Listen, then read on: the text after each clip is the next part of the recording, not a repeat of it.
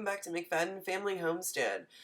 Pardon my voice, I am getting over a head cold. It is the middle of March, and March is always kind of mean to me in terms of my sinuses, so I apologize for all the nasally sounds, but hopefully this will be short-lived and we'll move on and not come back for quite some time. So we're bringing you lots of really good new recipes.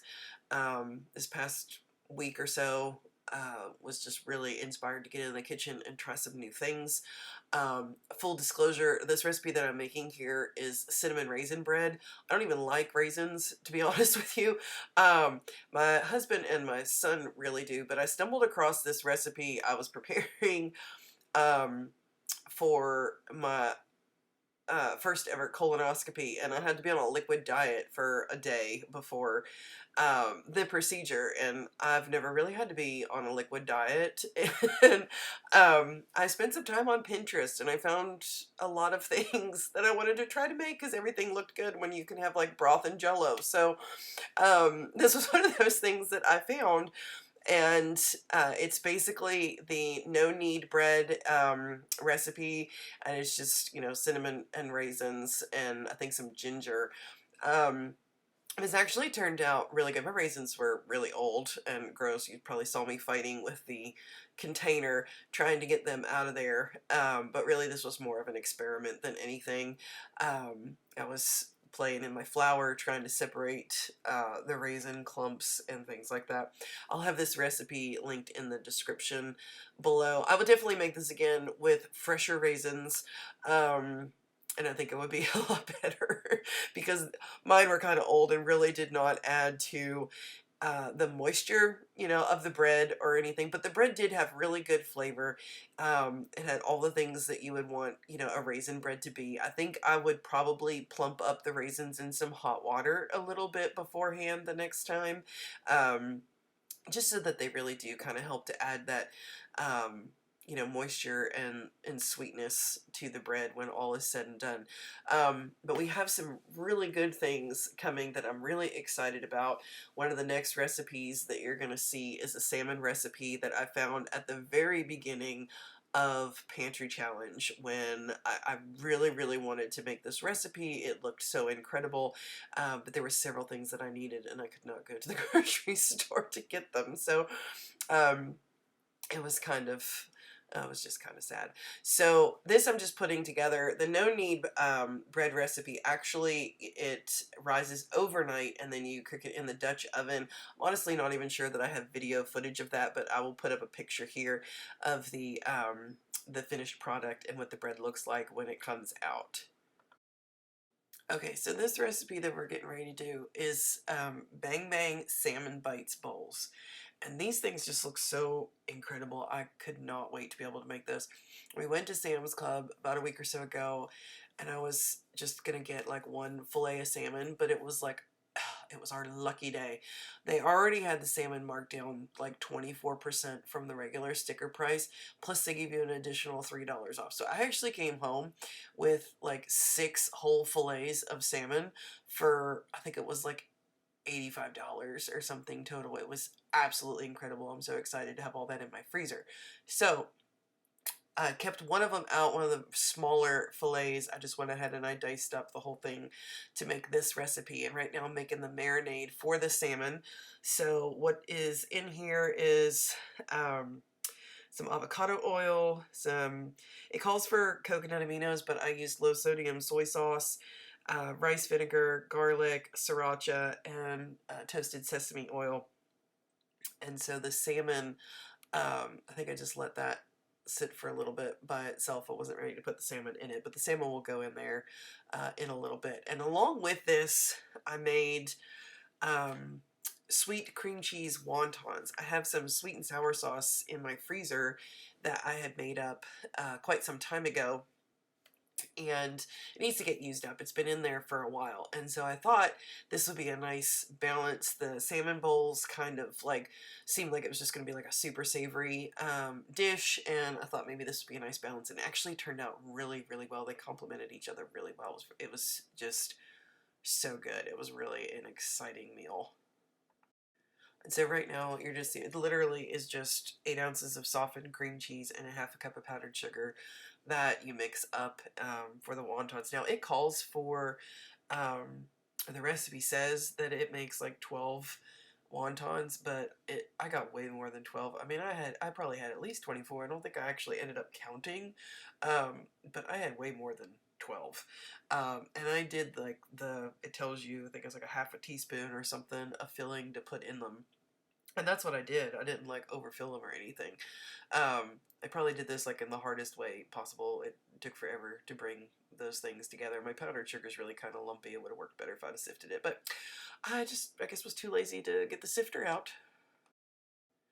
So I'm going to show you how to put these together. If you've never worked with wonton wrappers or egg roll wrappers or anything like that before, it's really not that hard. It's not real intimidating. When you open your package, you do have to make sure that you cover it up because they do tend to dry out pretty easily. You don't have to cover them with like a damp towel or anything. I think I dampened the towel that I was going to cover the finished product with, but that towel right there that I just covered it up with is dry. So I'm just putting a half a teaspoon in the center, and then I'm using my finger to dip into the egg wash to run it along the sides that I'm going to fold it over on itself on. So I folded it up into a triangle, and then I took the two ends of the triangle and I kind of brought them together in the middle, and it made this little envelope. I've not actually done these little like mini wontons in this fashion before. But it really is super simple, and it's absolutely worth it. You do want to try and get as much air out of there as possible. I thought that I had done like a really good job of that, and when I was frying them, they did kind of balloon up on me a little bit, and I had to kind of use my tongs to hold them down in the oil, which you'll see a little bit later, just to kind of make sure that they got brown all over. So just be very mindful of that and try to get as much air out of there as you can as you're folding it, so that it doesn't create these big air pockets in your final product. So one of the elements of the salmon bowls is a separate recipe called Easy Asian Cucumber Salad. And so that's what we're doing here. Essentially, you're making a quick pickle. So it's just one large English cucumber, and then the pickling brine is going to be a half a cup of rice vinegar, 2 teaspoons of sesame oil. Again, it calls for liquid aminos, but I just used a low sodium soy sauce, a small clove of garlic, and 2 teaspoons of pure maple syrup. And these pickles were actually really good. I really enjoyed them. They were um, definitely just a wonderful element in the bowl, because along with the salmon that you have in the marinade, and then you've got the quick pickles that go in there. There'll also be broccoli, some just steamed broccoli, very simple, and some avocado. So this really just, there were so many flavors going on in this. It's just wonderful. You're gonna love this.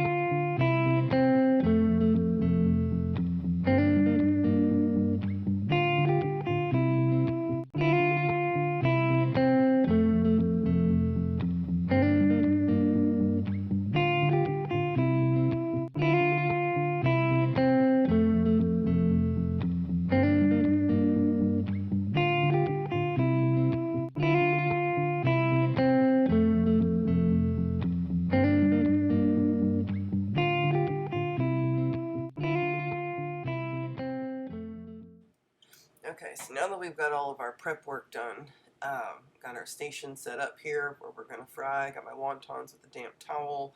I've got a plate with a paper towel for when I take them out of the fryer. Just set up a very small deep fryer in a pot for these wontons. I fried them about 3 or 4 at a time. There was some broccoli steaming on the back, some sweet and sour sauce in the small pot there on the back right burner. And then we're going to do the salmon in the large pot. When I made this, because I used an entire fillet of salmon. I don't know how many pounds it was. The recipe called for a pound of salmon, but mine was probably like probably between 2 and 3 maybe. So what I actually did was I had tripled the sauce recipe. Um, when I did that, or when I made mine, and I really didn't need to. Doubling it probably would have been just fine, um, because there was so much, because I had made so much sauce. The salmon like cooks in, you know, the sauce, but then you also want the sauce to reduce and kind of thicken and glaze the salmon. So it took more time to do that because there was more sauce, and then what that ended up doing, you know, was kind of overcooking the salmon a little bit. So when I do this again, I won't make as much sauce because, and the other reason for that is because you really don't need, you just need it to glaze the salmon. You do not need additional sauce in the bowl to go on your rice. It really will just, it'll make it too salty. It is a pretty salty sauce, you know, by the time all that soy sauce reduces down and everything. So you really don't need a whole lot of it in the bowl. It just needs to be a glaze on the salmon, and that's more than enough. And the next time I definitely will do that differently. But so you can see frying, and you can probably saw me like holding them down under the grease because they kind of ballooned up on me, like we talked about earlier. And just browning the salmon and then putting the sauce on. You can see like that's a lot of sauce in the pan, and even though that's a whole salmon fillet that's diced up, really it's not that much. So definitely no more than need to double the recipe if I really even needed to do that much. But we're just going to let that reduce down, and you'll see in the next clip here that it'll, you know, it's definitely thickened up, and it started to glaze. This little, I love this, I don't know what its official name is, but it covers up your, you know, your fryer, you know, so that you don't have splatter. Splatter guard maybe is the correct word. I picked that up recently at an estate sale, and I'm so happy to have one of those because it just, it's so helpful. It really is. I don't have to worry about getting splattered with grease all the time. It's fantastic. So the broccoli, probably a little bit over steamed there. Timing on all this was kind of a practice. But so we've got all of our elements here. We're getting ready to build the bowls. I have some jasmine rice that I cooked in the Instapot, so that's going to be the base of the bowl. The Bang Bang sauce, I did not use what the recipe called for. The recipe called for a Bang Bang sauce that was based with Greek yogurt, and I know my people were not going to like a Greek yogurt base, so I actually went and pulled the recipe from the Bang Bang Chicken Skewers that we had made some time ago. That was mayonnaise based, and I used that instead. I didn't have as much of the garlic chili sauce that I had when I made it the first time, so it wasn't quite as spicy this time as it was the last time, but still delicious.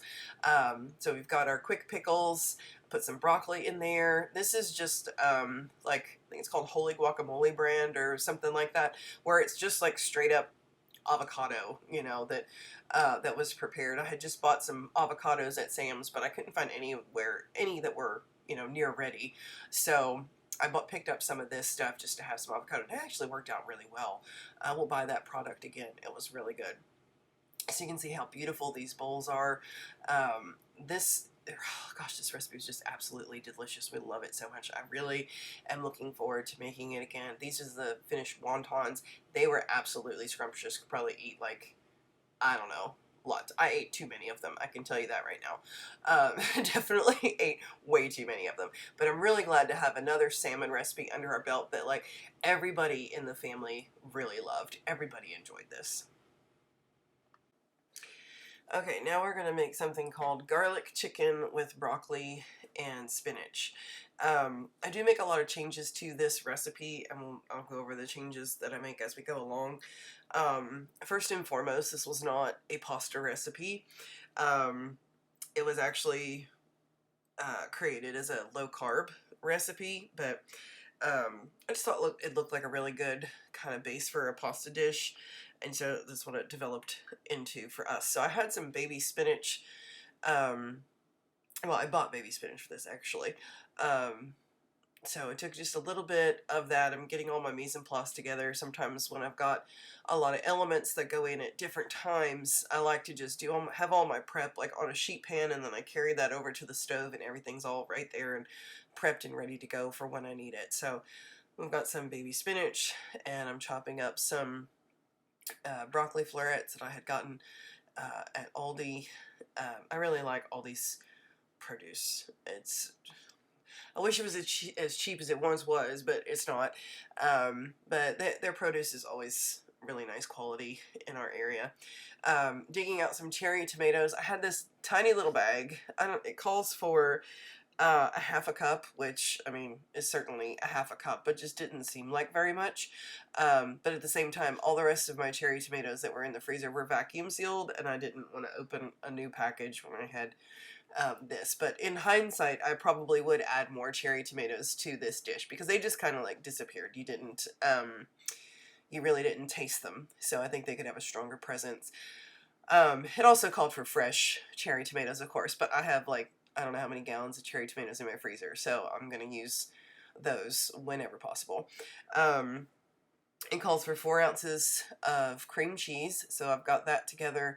And then it also calls for mozzarella, which we'll grate up or shred here in a second and get that ready to go. And just kind of getting things together, getting all my stuff out and ready, doing a little dance because I was at home on this day, just cooking and enjoying myself, and I had the radio going and was, just jamming out and having fun. So I'm just gonna shred up this mozzarella cheese. I have these little plastic quart containers that are fantastic. An 8-ounce block of cheese is pretty much the perfect size for one of these containers, and it really keeps my cheese fresh for a really long time. We go through cheese, I mean, pretty quickly, but I mean, I've had cheese in my fridge shredded up like this for weeks, probably a month, and they're still fresh. It takes a really long time for them to go moldy in this. And I kept this part in here just to show you. This is what I do for Parmesan cheese. Some years ago, I got some kind of word from somebody who saw some kind of report or something like that that was like, there's wood chips in the Parmesan cheese, like the shelf-stable Parmesan cheese that you get in the grocery store. Now, I have no research of my own to back up if that is true, but that rumor was enough for me to go, you know what? I'm going to stop buying that stuff, and I'm going to grate my own cheese.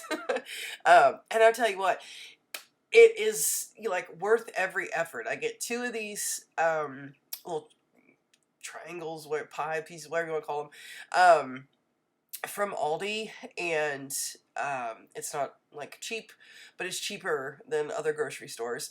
But I get this from Aldi. I cut it up into cubes and I put it in my Ninja, and it grates it up beautifully.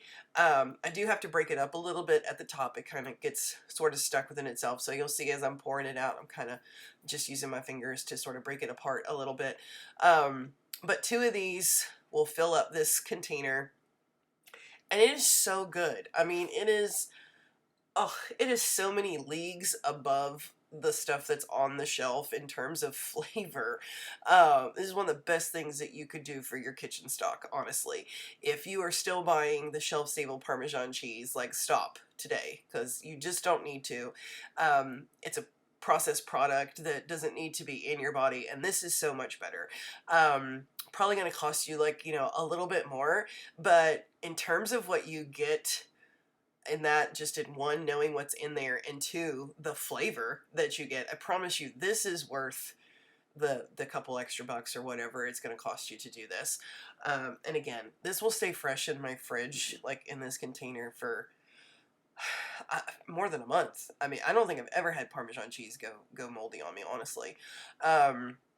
It just doesn't happen. So this is totally worth every bit of effort. If you don't have a blender, that might be able to do this, or a food processor, or something like that. I mean, even if you just have to grate it, on your hand grater or shredder, or whatever, it's going to be so much better, and you will thank yourself for your efforts, for sure.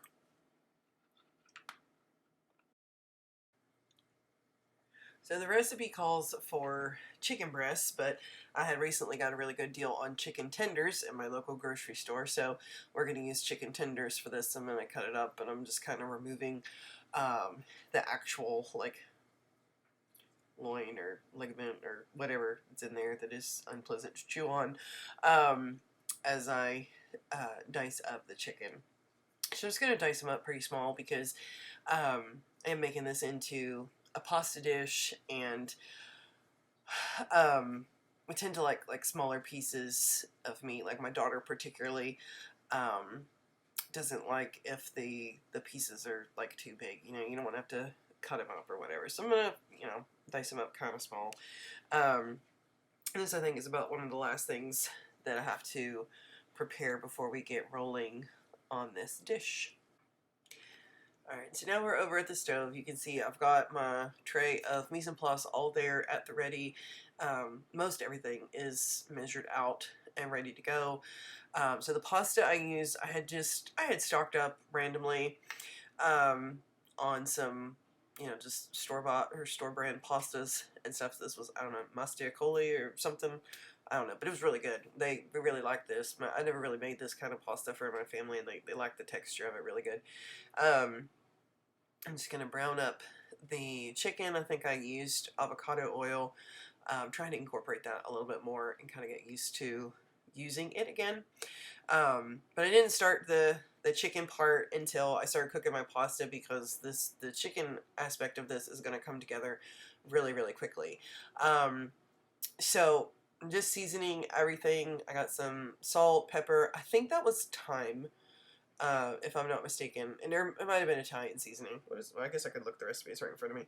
It's Italian seasoning. It's not thyme at all. So it's Italian seasoning, and then this is the garlic. It called for 4 cloves of garlic, so that's what I'm using my garlic press and getting that in there.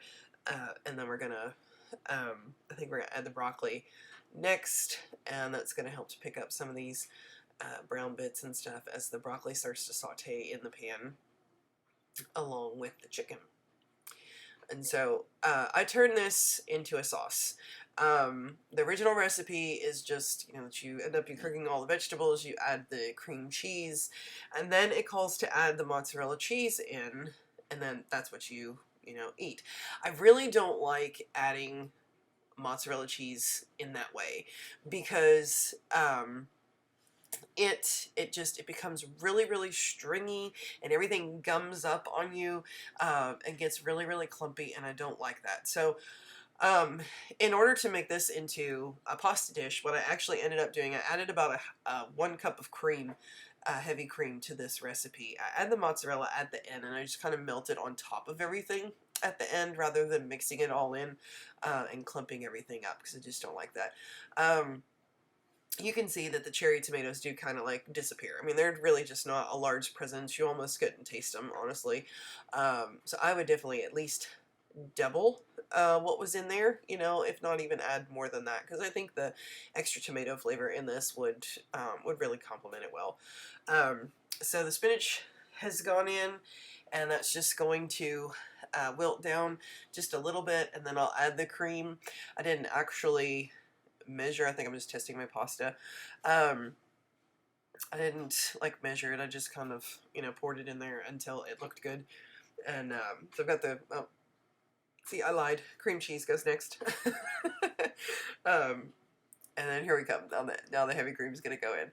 And so I'm just going to let that kind of heat up and come to a simmer. And we're going to season it up. We're going to check for seasonings.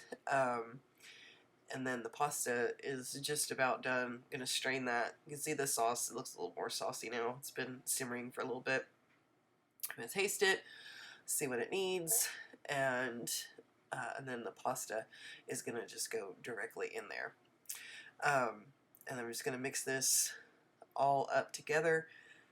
And I'm going to take the shredded mozzarella cheese, and I'm just going to pour that on top and put the lid on for a minute and let the mozzarella melt that way rather than gumming up the whole dish, because I want this to stay nice and creamy. You can see how beautiful and creamy this really is.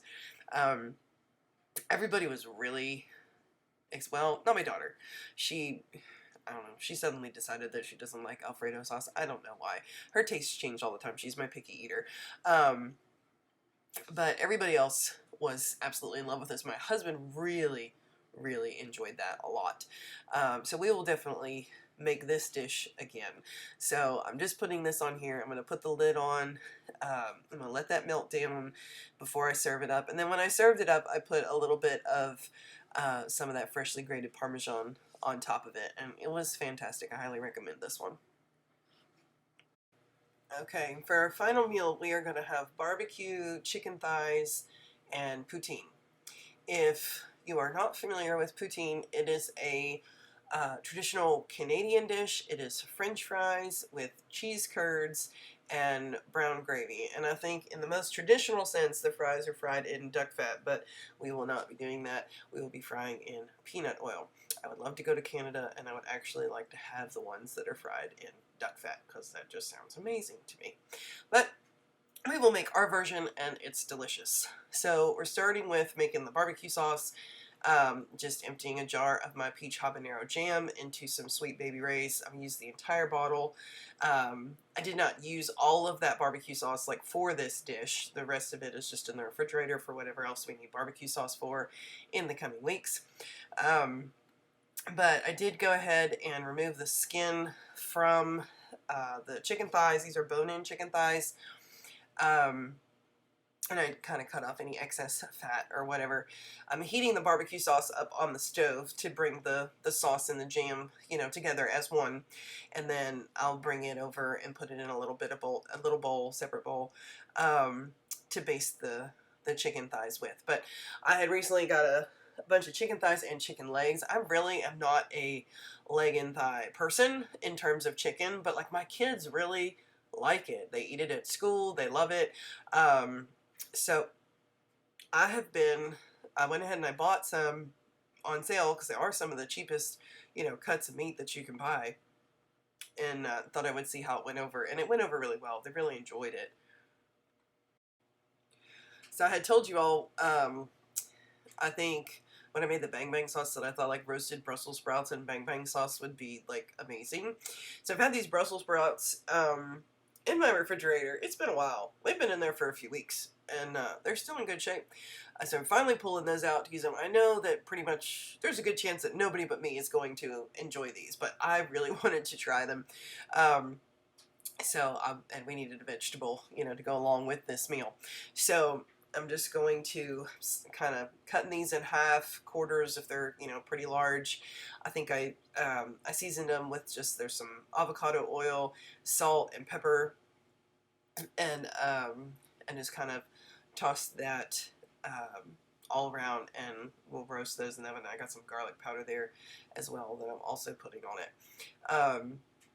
So I'm going to get those all seasoned up and ready to go, and then we're going to bring our chicken back and start seasoning it up. So I flipped all the chicken over, and I basted the underside, the bone side, with some barbecue sauce, and then flipped them back over, put some more barbecue sauce on them, and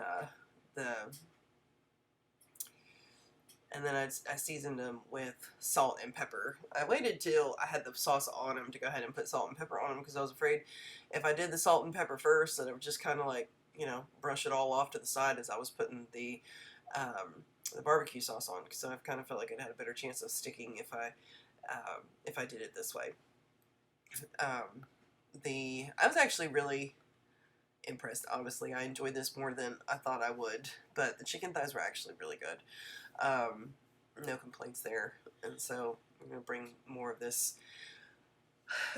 kind of meat into our lives, because my kids really do eat it well, for whatever reason. When I was a kid, I wouldn't touch a piece of dark meat with a 10-foot pole, but I don't know, they're made differently, I guess, which is a good thing, because again, it's some of the more affordable, meat that you can buy. So It's a win. This is my deep fryer situation. So I use peanut oil.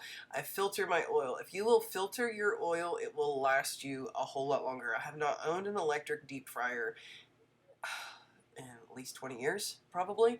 I just use a big pot, you know, and oil. These are actually organic cheesecloths. They're reusable cheesecloths. This is the first time I've ever used them, and I'm actually really impressed with them. All I had to do was like wash it out with some Dawn. You know, it removes all the grease, squeeze it out really good, lay it out to dry, and they're ready to use again. Worked out fantastic. Really happy with that. So these are the cheese curds that we're going to use in the poutine. I got these from Aldi. I think they last until the end of time. This bag, this is a half of a bag. I made poutine like, oh gosh, it's been months and months and months ago. Like probably like at least 4 months ago, at least. And it's still good. Like the expiration date, you know, it hadn't reached its expiration date. There was no signs of mold. It was still good. So I was like, all right, I want to use this up like before it actually does go bad anyway. So that's what we're going to use. And so I've got my French fries. Really, I think if you bake your French fries, you know, with poutine, you're just going to be disappointed. It's just one of those things. You break out the deep fryer. Like, it's worth it. You need to do that. So I'm making some gravy.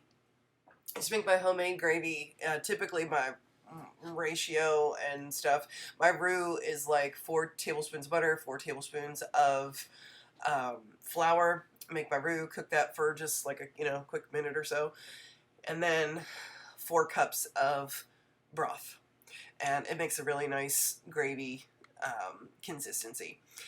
It's perfect for this. Add some salt, pepper, garlic powder, however you want to season it, and it works great. I absolutely love it. And I make this gravy for lots of different things, Salisbury steak or whatever, but gravy fries, where I come from in northern West Virginia, like gravy fries are a thing. You tell people you want fries on your gravy down here in the South, and they look at you like you have 2 heads. Never heard of such thing. But I have introduced some Southern friends to the delights of gravy fries.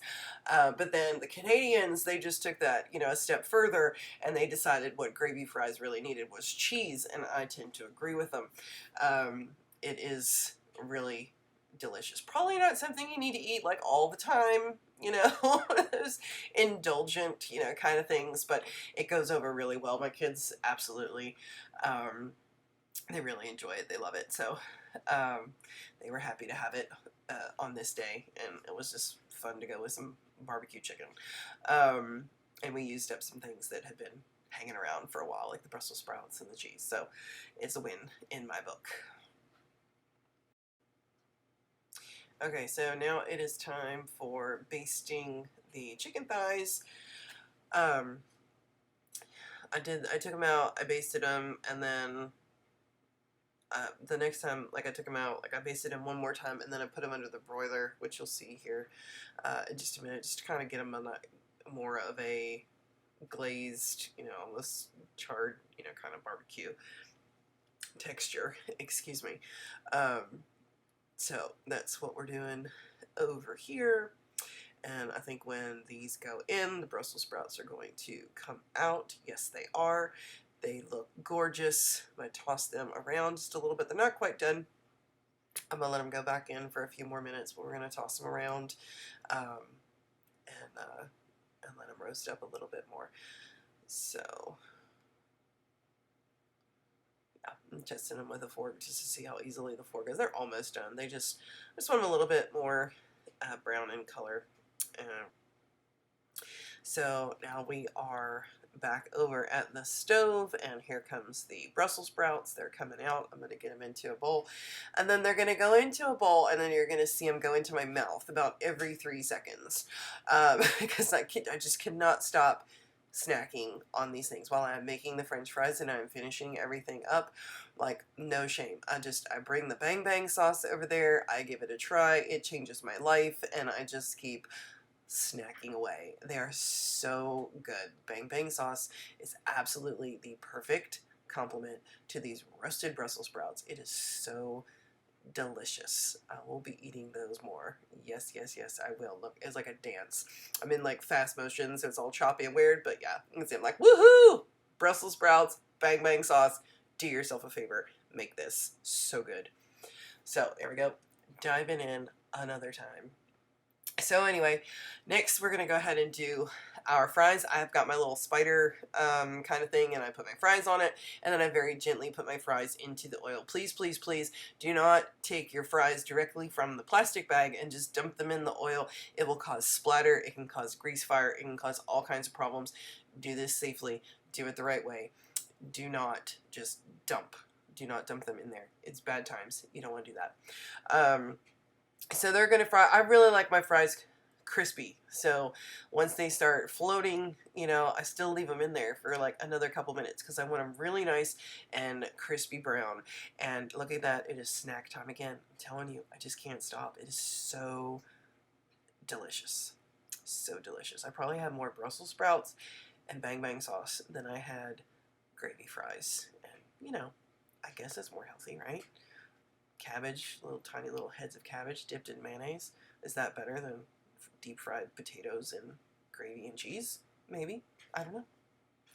So let's see. So the fries are just about ready, and we're going to start building the poutine on the plate. Now I typically will put like my fries on a paper towel or something, but because I'm serving this up as a platter, I didn't do that. So I really just tried to drain them really well as I was taking them out of the oil, kind of putting just a little bit of salt on them, and then I put the cheese curds on them right away. I did have the cheese curds sitting out at room temperature for a little while just to kind of help them melt a little bit faster.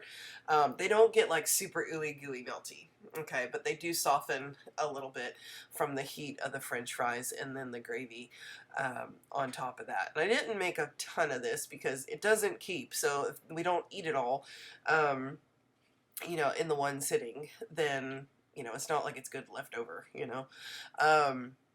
So I've got so put some more cheese on after the fries, and then the gravy's gonna go on top of that.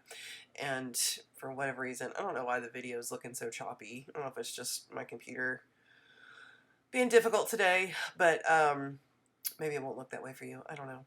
But this is the platter of poutine. Looks absolutely fantastic. I'm going to take this over to the table, and there's my little Poochie. Her name is Lady. She's looking for the scraps and the little bits of Brussels sprouts that fell to the floor. And this is our table. There's our bowl of sprouts. The poutine is behind it. And then we have these beautiful chicken thighs. Nice glaze on them with the barbecue sauce. The broiler really glazed that up really nice. And this was a really just family favorite meal. Everybody loved it. So that's it. Be sure and run, don't walk, run to the grocery store, get the ingredients that you need to make at least one of these recipes this week. They're so, so good. I know you're going to love them. I really appreciate your time in watching this video. Thank you so much for hanging out with us. Got a lot of fun stuff coming out soon. More recipes, more tips on how to stock your kitchen, and garden season is really getting ready to be in full swing, so a lot of exciting things going on around here. We just thank you so much for being a part of this community and following along with McFadden Family Homestead. I hope you all have a great day.